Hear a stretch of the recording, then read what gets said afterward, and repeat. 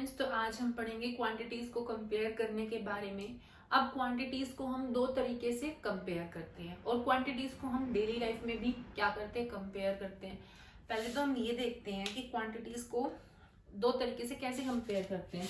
एक तो हम डिफरेंस के बेसिस पे कंपेयर करते हैं कि दोनों क्वांटिटीज में कितने का डिफरेंस प्रेजेंट है। सेकंड मेथड क्या होता है, हम ये देखते हैं कि जो सेकंड क्वांटिटी है वो फर्स्ट क्वांटिटी के हाउ मेनी टाइम्स प्रेजेंट है, कितने नंबर ऑफ टाइम्स प्रेजेंट है। एक तरीका ये हो गया और एक तरीका ये हो गया। अब हम ये देखते हैं कि डेली लाइफ में हम क्वांटिटीज को कंपेयर कैसे करते हैं। फॉर एग्जाम्पल, अगर एक बच्चा है, उसके पास क्या है 35 फ्लावर्स है और दूसरे वाले बच्चे के पास 45 फ्लावर्स है, तो जो फर्स्ट वाला बच्चा बोलता है वो बोलता है कि उसके पास मुझसे ज्यादा फ्लावर्स प्रेजेंट है। अब ये देखें कि दूसरे वाले सेकंड वाले बच्चे के पास कितने ज्यादा फ्लावर्स प्रेजेंट है, तो वो हम कैसे कर सकते हैं, माइनस करके निकाल सकते हैं। हम क्या करेंगे, 45 माइनस 35, तो उसके पास कितने ज्यादा फ्लावर्स प्रेजेंट होंगे, 10 फ्लावर्स ज्यादा प्रेजेंट होंगे। एक तो कंपेयर करने का ये तरीका होगा।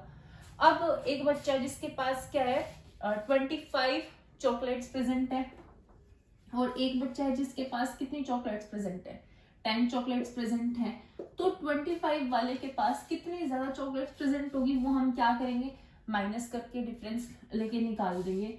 तो कितनी ज्यादा होगी, उसके पास 15 चॉकलेट्स क्या होंगी, ज्यादा प्रेजेंट होंगी। तो ये हो गया हमारा तरीका डिफरेंस से कंपेयर करने का। दो क्वांटिटीज हैं, उनको हमने क्या किया है, कंपेयर किया है। लेकिन ये वाला तरीका और ये वाले तरीके में डिफरेंस है। क्या डिफरेंस है कि ये वाला तरीका हम तब अप्लाई करते हैं जब दोनों क्वांटिटीज में डिफरेंस ज्यादा ना हो। अब एक 35 है एंड एक 45 है, ज्यादा डिफरेंस प्रेजेंट है, देखना इसमें 10 का डिफरेंस है। एक 25 है और एक 10 है, इन दोनों में कितना डिफरेंस प्रेजेंट है, ओनली 15 का डिफरेंस प्रेजेंट है। लेकिन जब क्वांटिटीज में डिफरेंस क्या हो, बहुत ज्यादा प्रेजेंट हो।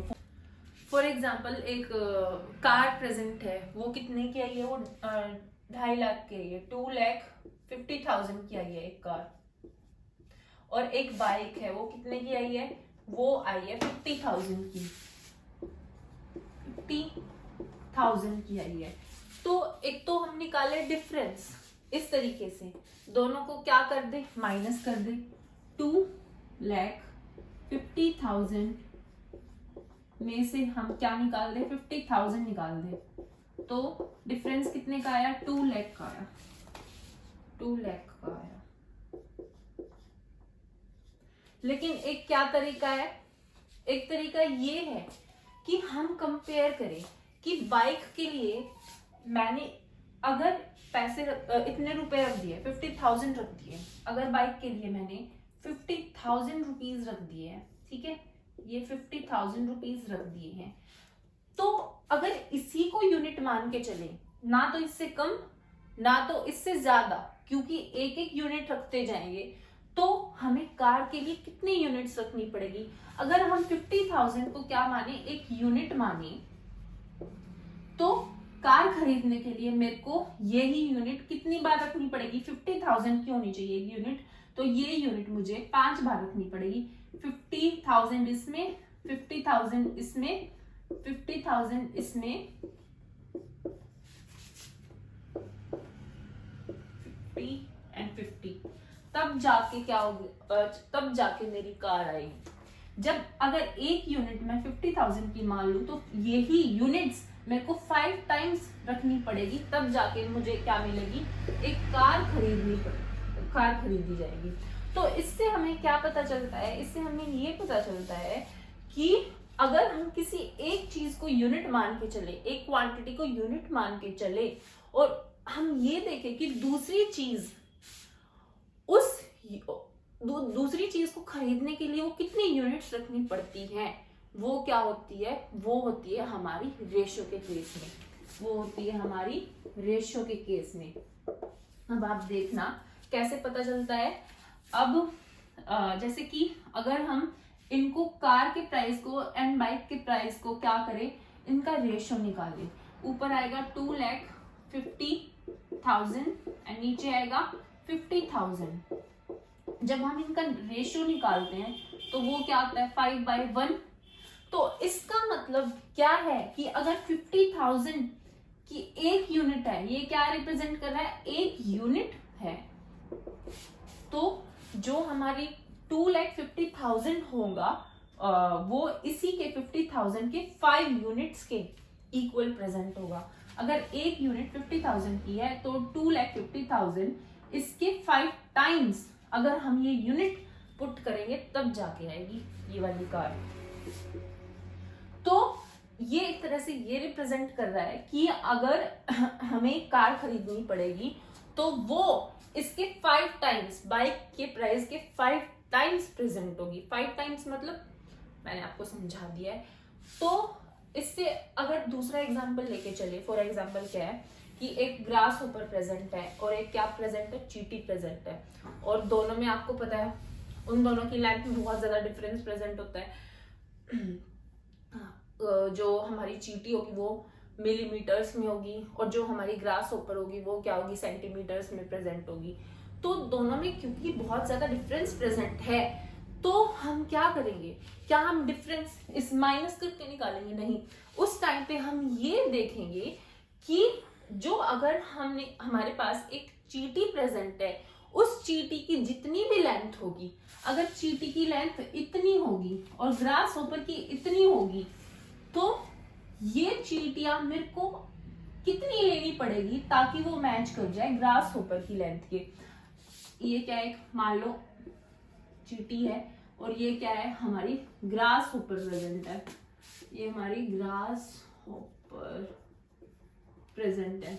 तो एक तो हम क्या करें, डिफरेंस निकालें, और एक क्या करें, हम इन दोनों का कंपैरिजन करें। किस तरीके से, रेशियो की फॉर्म में। रेशियो की फॉर्म में कैसे निकालेंगे, रेशियो की फॉर्म में हम ये देखेंगे कि ये एंड, अगर उस एंड की लेंथ को अगर हम यूनिट मान ले, इतनी कितनी एंड्स रखनी पड़ेगी, इतनी कितनी चींटियां रखनी पड़ेगी ताकि वो हमारी ग्रास ऊपर की लेंथ को क्या करे, मैच करे। फॉर एग्जाम्पल अगर 2 मान के चलते हैं, वैसे तो ऐसा होता है नहीं, 2 3 4 5 6, क्योंकि 1 मिलीमीटर्स में 1 सेंटीमीटर्स में मान के चलते हैं कि जो चींटियां हैं वो हमने वो 6 चींटियां, जो 6 चींटियां हैं, तब जाके वो हमारी ग्रास ऊपर की लेंथ की इक्वल आएगी। तो इसको हम कैसे रिप्रेजेंट करेंगे, अगर हम पुट करें ये वाली,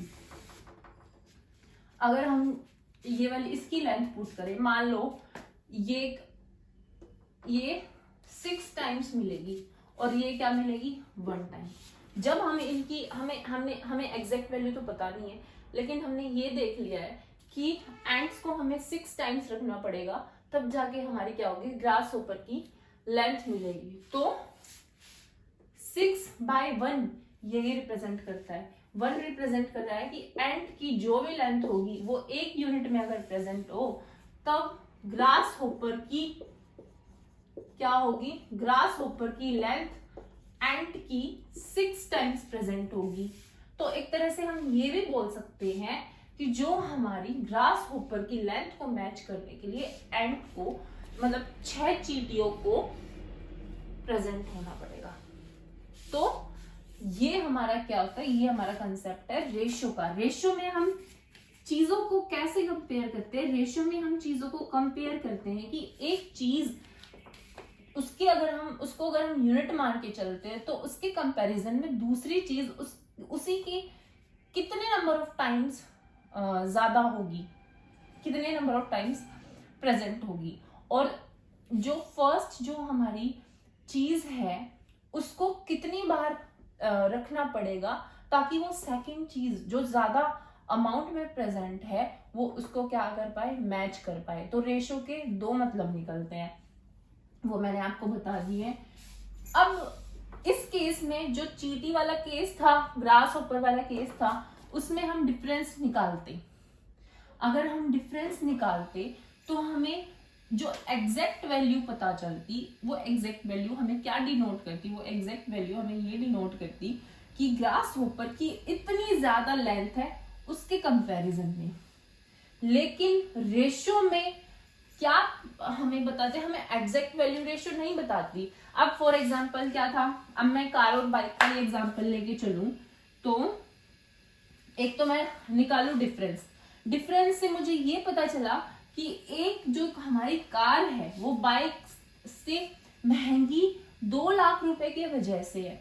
और एक मैंने क्या निकाला, एक मैंने रेशियो निकाला, रेशियो निकालते हैं हम 2,50,000 डिवाइडेड बाय 50,000, वो आया हमारा 5/1, ये आया हमारा रेशियो। एक तो हमारी डिफरेंस की वजह से वैल्यू आई 2 लाख, ये हमें क्या रिप्रेजेंट करती है, एग्जैक्ट वैल्यू रिप्रेजेंट करती है, जिसकी वजह से हमारी क्या है, कार महंगी है।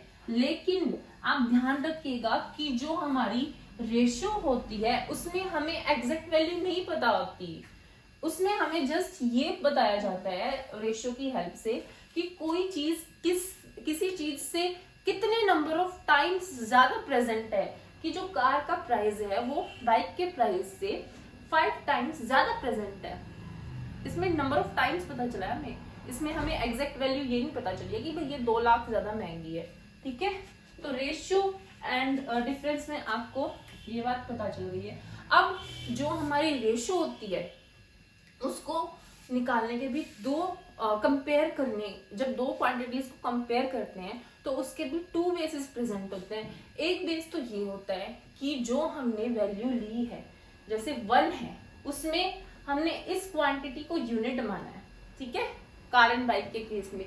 लेकिन कई बार क्या होता है, फॉर एग्जाम्पल 2:3 है, 2/3 है, इस केस में 1 तो कहीं पे आ नहीं रहा, इसका मतलब हमने किसी एक चीज को तो यूनिट माना है ही नहीं। अगर मान लो आप यही सोच लो कि ये कार का आ गया है एंड ये क्या आ गया है, बाइक का आ गया है, इस ये 2 रिप्रेजेंट कर रहा है 2 टाइम्स एंड 3 रिप्रेजेंट कर रहा है 3 टाइम्स। लेकिन ये दोनों किसी ना किसी थर्ड चीज के क्या से हमने क्या किए, कंपेयर किए कि अगर हम कोई थर्ड चीज है उसको हम यूनिट मान के चले, ये 2 रिप्रेजेंट कर रहा है कि ये उसके 2 टाइम्स प्रेजेंट है, और ये क्या रिप्रेजेंट कर रहा है, 3 रिप्रेजेंट कर रहा है, ये उस थर्ड चीज के क्या है, 3 टाइम्स प्रेजेंट है। वो हम क्या करेंगे, वो हम आगे वाली वीडियो में देखेंगे। Thank you.